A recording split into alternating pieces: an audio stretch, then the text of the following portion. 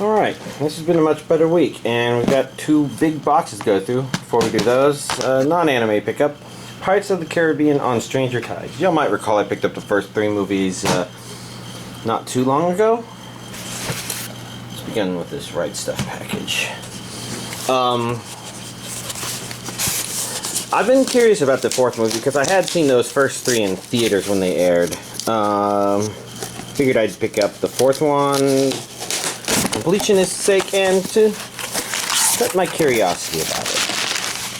I'll talk about that in more detail later. For now, that's it.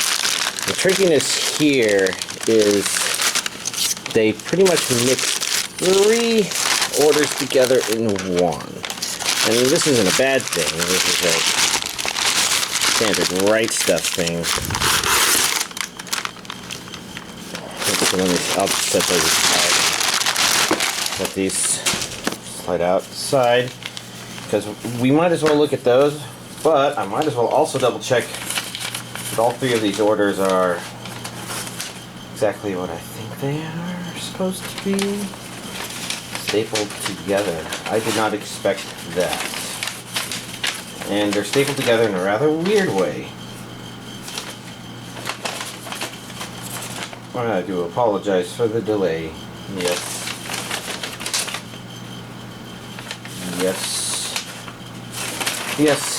Which is all good, because of course y'all can kind of see there what I already have. Of course, it all looks right.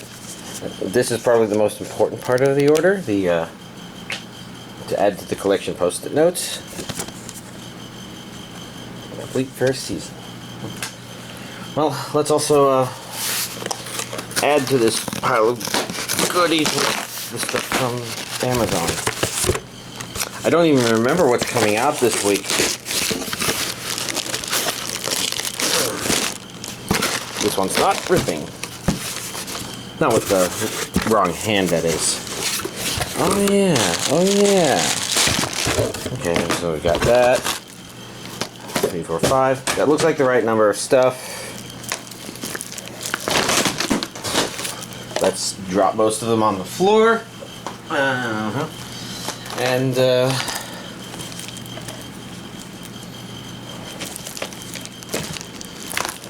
I should do that one near the bottom. Or maybe I should do those first. Yeah, let's do these first. So, this is Love Live Season 1. Obviously, I already have that, but if I'm not mistaken, this one should be English dubbed. Yeah, it says English and Japanese under audio. And I did see they were re-releasing it, and I did see this one said it was both, and then I went back to this and had to double check. I'm like, okay, because they don't really dub all that much stuff. And I didn't pull the discs themselves out, but I did look, and the old casing didn't say dub, I think. So, repurchasing this, the standard edition for this, to gain access to the dub for it, which probably just made it a ton more accessible.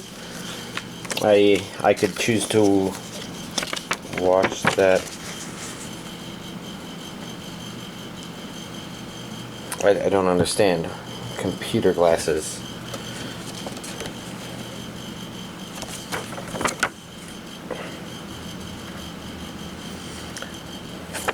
Are they just glasses that look a certain way, or I don't know.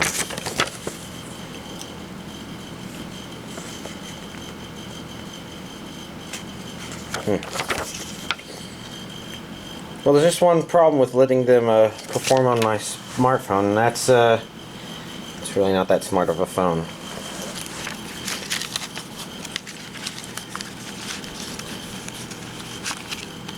Oh well. Well, that's the Love Live School Idol Project Season 1 re-release.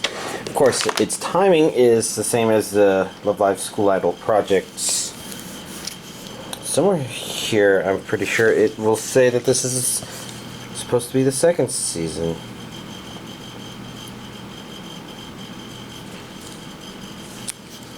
Yeah, there we go. Second season. Premium edition. So, it's been a while since another one of these have come out, since they've switched to the new design, but here it is nonetheless, unless there was one really recently that I'm not remembering. Because something about the opening of this feels familiar, but that could be those Pony Canyon releases.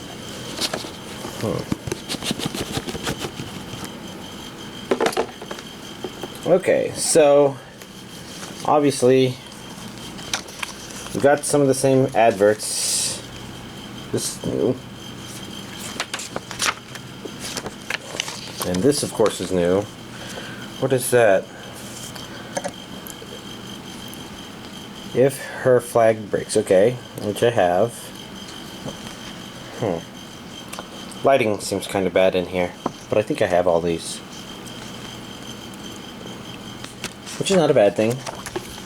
Keeping up on the collection of NISA releases is good. So I'm guessing this one, it says 1 is disc 1. Another Love Live. Blu-ray. I have been noticing it says Region A. I think the other one was saying that as well. That's not straightening it at all.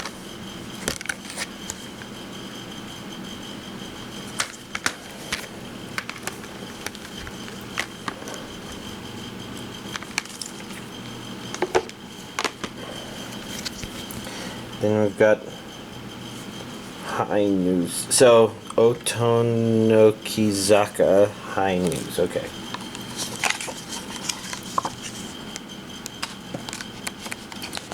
It looks like your pretty stereotypical art booky thing that comes with NIS stuff. As they all do. And that should be everything. I guess I'm going to try and put them back in the way they came out. Even though I'll probably change it later once I put it next to all the other ones, since I guess they're not exactly consistent, but it's nice to get there. And I wanted to go here to look for, it says audio, English, and Japanese. Alright, now that we're done looking through those, why don't we begin with some of the big stuff on the bottom, just get big things out of the way. This one, or these two, would be Fate Stay Night and Limited Blade Works 2, box set 2. This would be the Blu-ray, and this would be the DVD versions. Once again, going super eccentric on these ones since I didn't even watch the Japanese imports. And I'm trying to think where the other versions are. Because I don't think I need to keep this plastic in here, because I don't need to be delicate with the plastic itself. Because these look like they can hold themselves together. Unfortunately, I'm having trouble getting it unstuck from itself.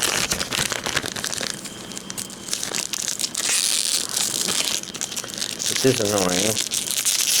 But it looks like the plastic's coming apart here, so this may be a way to remove it. This does mean, of course, that this plastic isn't going back on. What a ripoff. Let's open this DVD while we're at it. There it is.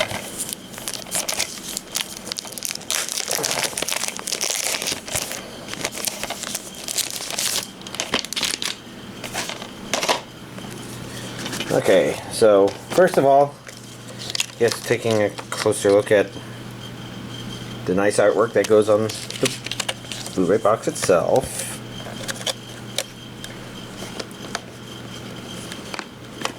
Then we can start poking around inside. I think I'm going to do it this way. Which one is this? Set 2. This is disc 1 and 2.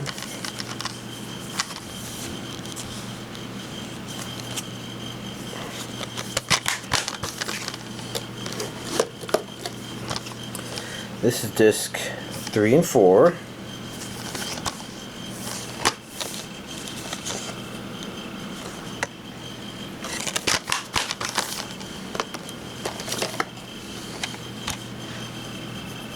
This is original soundtrack 2. E for music. Leave this sticking out so that I can put these in. We got a booklet, which definitely flipping through really fast there. We got a playing card, game card.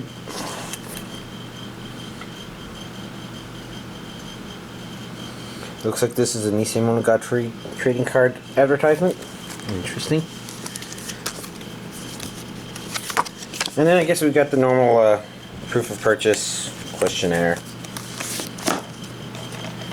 And then the DVD version. This one should have 3 discs according to that. Some of the artwork's the same.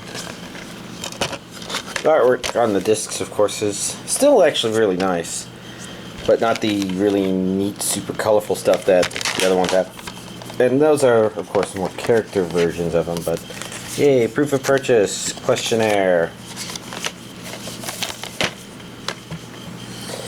Like I said, going through big boxes. Next would be free, The Eternal Summer. I do believe this should be Season 2 for the Future Premium Edition.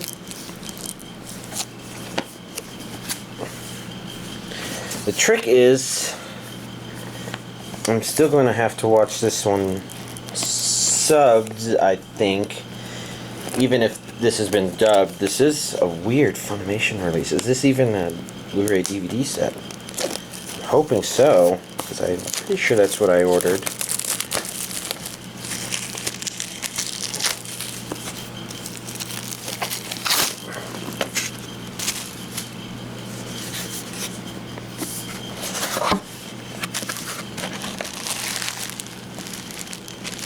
Okay, this is a small little towel of some sort. Related to the anime, of course. Makes sense since it is an anime about swimming.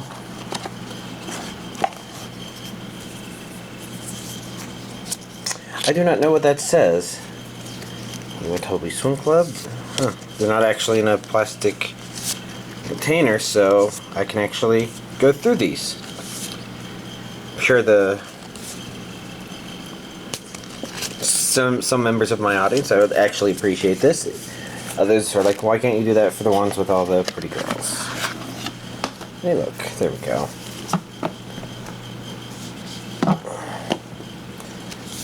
We've got, looks like it's all artwork. Actually all artwork, which is not that common. And then we've got the actual Blu-ray DVD release itself here. On 2 DVDs, on 2 Blu-ray discs. I'm reading that right? Oh, regions A and B. And, of course, English dubbed.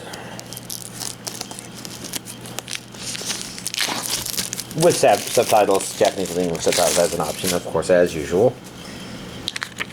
I mean, I just never understand how people don't understand that that's generally implied. I mean, that's kind of the norm. It's either Japanese with English subtitles or it has both, and there are exceptions, but they're kind of exceptions that prove the rule. Let's see, this one almost looks like a different show. But I guess I'm saying that because on everything else, they're barely wearing anything. I keep thinking, yeah, this looks like a different show.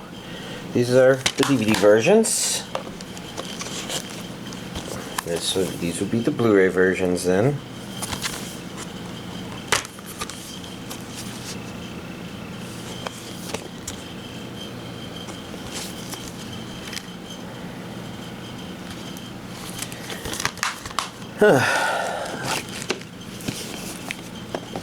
Maybe like, I'm trying to decide how to do this. Obviously, if these don't want to come out, they don't want to come out, but... come on, come out. They're a little tighter in there than I'm used to. It's not going in there. Okay. So then, what I'm going to do is put all of these back in the box. Yeah, I guess most of these probably wouldn't do so well floating around the apartment, not in a protected box.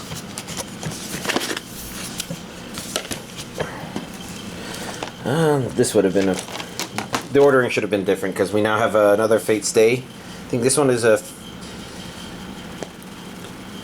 oh, sorry. Kaleid liner. Fate Kaleid liner. Prisma Illya Tuve. I'm pretty sure it's supposed to be German or something like that. Something about it I think is supposed to be German, but I guess I'm not really a linguist, so I'm not sure what I'm thinking.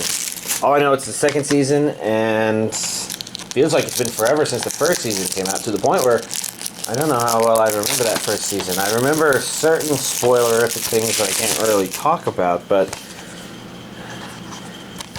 I kind of can't remember how it resolved in the end. I guess we want to look at the Blu-ray version to make sure. Region A, English dubbed, so it's consistent with the older release. This disc is a little upside down, a little more upside down than it looks like. Oh, those are people. I only saw the face. Brain is being weird. So of course, here we're going to have 3 discs. And as you can see, the third disc is the new one. Because disc 2 arts are the same, and the disc 1 arts are the same.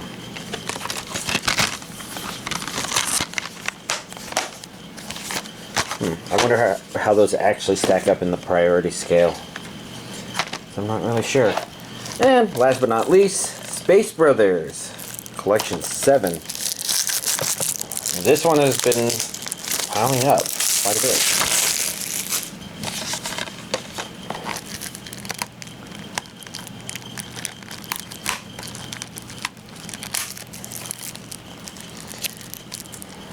And this time I'm not making the Rick and Morty reference, I guess.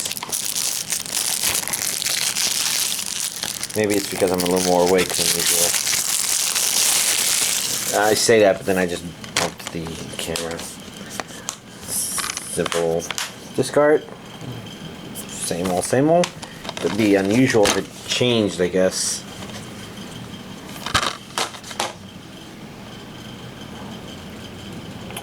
So there's 87 episodes of this out. I wonder how many there are. If there's 100, that would actually make sense, because then after this there could be another 13 episodes or something like that. Just guessing based on numbers. Anyways, here's this week's wide variety anime DVD collection update. I guess I really didn't watch all that much, but I did finish Ping Pong Club the animation. Sorry, Ping Pong the animation. There is another anime called Ping Pong Club the animation, and I've also not seen that. Well, I mean, I haven't seen that, but I have seen this. Well, anyways, my thoughts on this are that it was actually pretty good. It's got some weaknesses, but they're not like fatal weaknesses. They are the sort of thing where, you know, you could say the art style is a bit of a weakness because it could turn some people away initially. You could say,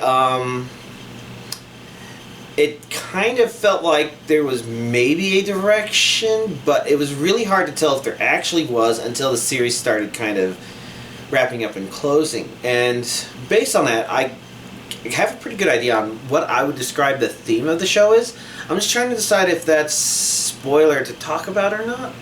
And I don't think it is. So, my thought is that it's pretty much an anime about kind of the pitfalls of being good at the game, I guess. Good at something. And it's a very realistic kind of one there, and it's a kind of a reminder that, well, I guess I don't want to talk about too much in that regard, because I think that kind of encompasses just thoughts. I mean, it's strange because, you know, it's a sports anime, but it doesn't follow your underdoggy sports thing. It says, yeah, these people are good, these people are good, and it keeps introducing a handful of really good players, but it doesn't flow like a stereotypical shonen sports anime. I mean, like, Haikyuu is kind of a polar opposite, because that one's a really good example of just the formula of why it works, why it's great, etc. You know, you create these people, you give the audience something interesting, you're like, okay, they're really good at this one really bizarre thing, but they do something with it, or something like that. Maybe it's not necessarily bizarre, but, you know, they create a ragtag underdog team, and we want to see what happens with the underdog team as they climb through the ranks, basically. And that's kind of a really common theme in at least the more popular sports animes. I'm trying to think of counterexamples to that, but a lot of them also kind of like, you know, once they set this sort of stuff up, they hyper focus and help you kind of understand that sort of sport from the point of view of the person. And in this case, I think it's actually kind of weak in giving you a thorough understanding. It's just, well, I mean, it gives you some better understanding versus somebody who's never seen it and doesn't know anything about ping pong at all, I'd say. It's just, that's not as integral to the flow of the story as it usually is for other stuff, because, like I said, this one is less about the underdogs clawing their way up, and a lot of that involves understanding the nuances of the rule, because, you know, you'll have the one guy who's really good at something but doesn't actually understand the rules to the game. And Ping Pong, the animation, is different in that regard. And like I said, it's not a fatal weakness, but it's definitely the sort of thing where if you're too used to that other thing and you're looking for that, that could be something that makes it hard to attach deeply to Ping Pong, the animation. But on the other hand, I think, you know, it gives you little tidbits of there's something there to pique your curiosity, and you're wondering, why is this show introducing this and where's it going for it? And I don't know that necessarily all of it's... No, I think it all kind of hangs around that theme I'm talking about, and I don't want to go into too much more detail because I think I'm skirting the edges of spoiler, where if I talk too much more about it, I'll definitely be spoiling it. So, overall, it was a nice anime. Probably not on my personal list of top favorite things, but I don't know. There could be weird reasons for that, and I should talk about other stuff. So the other thing I watched was the thing I actually said a long time ago I was going to watch after Ping Pong, the animation, and that's Hanayamata. I had to look again because I think I keep mixing up some of them, and it was okay. This one is about girls who are kind of starting to form a club to do a specific kind of dance. The dancer's name I can't remember, and I could probably find it on the back here, except, yeah. Anyways, it's definitely not the sort of thing that you watch for exciting, but it's very slice of lifey, cute girls doing cute thing, boy blobby, sort of. I'd say sort of, because you probably think of K-On! That's like the show that's thought of that really started it in mass, I think. And K-On! Really is cute girls doing cute things, and that's really all that is. Whereas the events that happen in here really are about this goal of these girls forming this group and dancing, and what it all means to them, how they... I think it's appropriate to say they develop. But I'm trying to think where I was going to go with that, and I'm not sure. Some of the characters were a little rough around the edges. The glasses girl there is the kind of person who's right, but you're still a bitch. Because, you know, even if they're saying something right, they're they're doing it in a way that's unnecessarily harsh and talking down on people, and just not very pleasant. It's kind of weird when they talk about how, I guess there was some idea of her taking over the family hospital or something like that, but I don't know. I think of that, I'm like, yeah, I probably wouldn't go to a hospital where the doctor had like the complete opposite of good bedside manner. It's like, it's not even like meh bedside manner or kind of awkward bedside manner. It'd be kind of, you have lung cancer, you person. Maybe you shouldn't have been smoking so much. Even if that person had never smoked, they kind of talk down on you like that and make assumptions, and annoying. And Hannah's mom was also a little annoying, but mostly because it's like, well, I guess I can't talk about that, can I? Because she was otherwise a hard-trying person. She kind of realized why what she had done was a dick move, but I don't know. Overall, it was fun to watch for some reason, more so than I think of for other movie blobs, but I can't think of what it is, so there may be either I approached it with a better mindset, or it maybe caters to something I enjoy more, and I can't really think what. But it was entertaining. Probably a little more formulaic than it needed to be, but not too bad in that regard. Yeah, I guess it's an okay anime. Not spectacular, and I think that's probably a very fair assessment of it. Now, the only question is, can I remember what I was thinking this morning about how this and Ping Pong the animation are kind of similar? I guess I got a vague idea, but it might spoil something, so. Let's see. Everything else. First of all, I'm still in the middle of pre-ordering all of next month's anime. I got all the Amazon stuff ordered, and I opened all the tabs for all the stuff to order from Right Stuff. But I'm trying to think what's super noteworthy, and to be honest, there was just so much stuff, and I was doing it while doing other stuff, so I just know that it looked like there was some notable stuff. When They Cry is getting a Blu-ray release, that's one thing. It's also getting a DVD re-release, but I think the more important thing is that I think in April there's going to be the release of the second season. There were a couple of interesting things in April. What am I forgetting? I don't know. Pony Canyon's just an Etotama release. Aniplex. Oh, I thought there was something. I guess in April Parasite's coming out, and I'm looking forward to that. Probably also Assassination Class, I think, which your coworker had been talking about. I don't know. Lots of interesting things. Just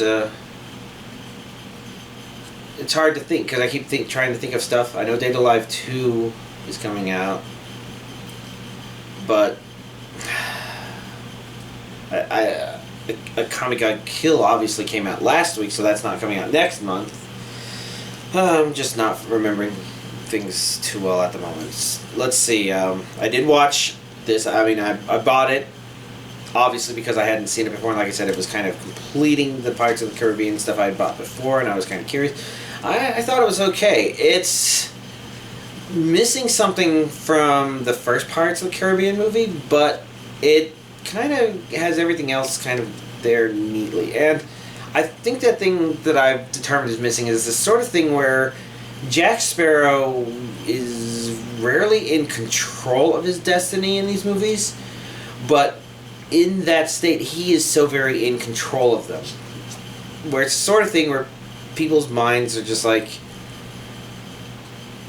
I mean, I'm thinking of the first Pirates of the Caribbean movie, and how many times did Barbossa order the men to kill Jack Sparrow, and then he had to go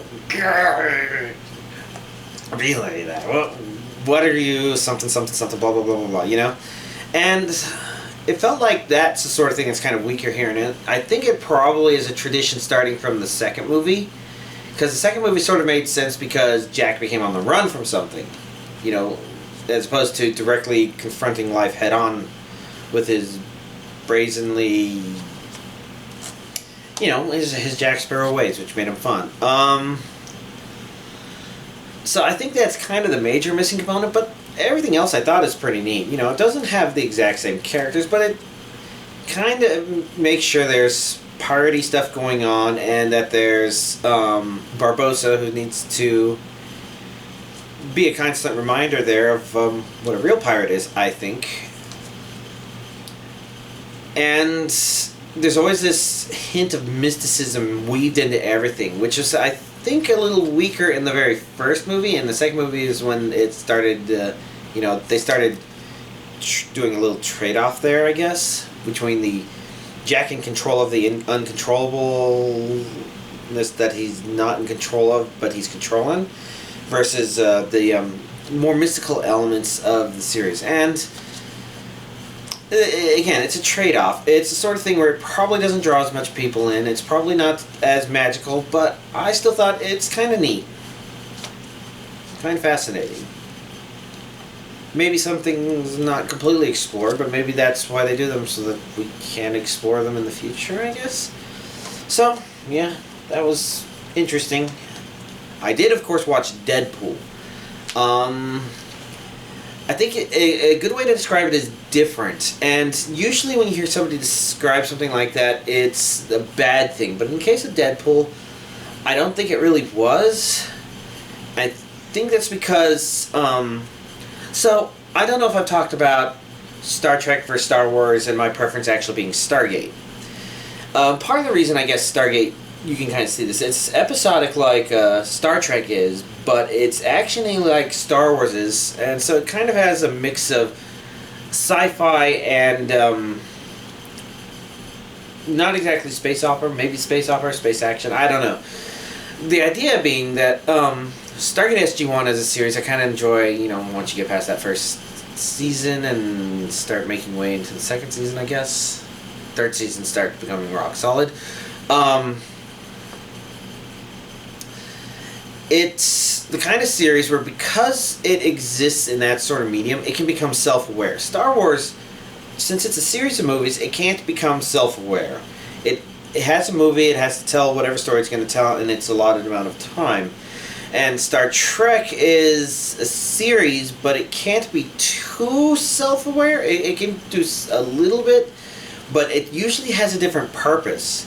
So, usually there's an exploration of ideas sort of thing going on. And Stargate is, again, in this kind of neat place in between those, where because it's a series that has an action element to it that also has that, it can be self-referential. A really good example is the Wormhole Extreme episode, which is basically a show within the show that's basically Wormhole Extreme is Stargate SG-1 for us. And the idea is, it's an all-around good episode. It's allowed in there because it gives the government plausible deniability for somebody saying, hey, I saw Stargate. And it's like, no, you're just talking about that other TV show.